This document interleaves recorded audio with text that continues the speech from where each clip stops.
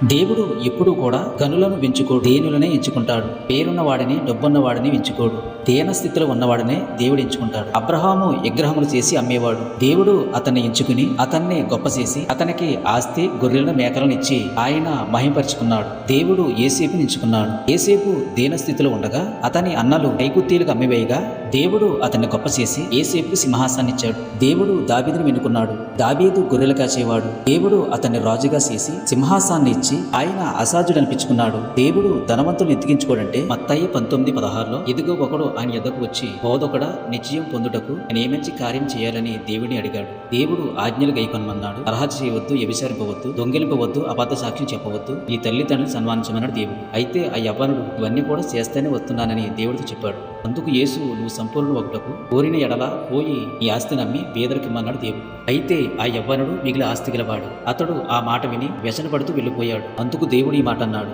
మత్తయి 19:24 ధనవంతుడు పరలోక రాజ్యములో ప్రవేశించడం కంటే సూది బెజ్జములు ఒంటి దూరట సులభమని దేవుడు ఆయన శిశువులతో చెప్పాడు. దేవుడు అందుకనే ధనవంతులు ఎంచుకోడు, దీనులనే దేవుడు ఎంచుకుంటాడు. ఇలాంటి వీడియోలు మీరు చూడాలంటే నా ఛానల్ సబ్స్క్రైబ్ చేసుకోండి. God bless you.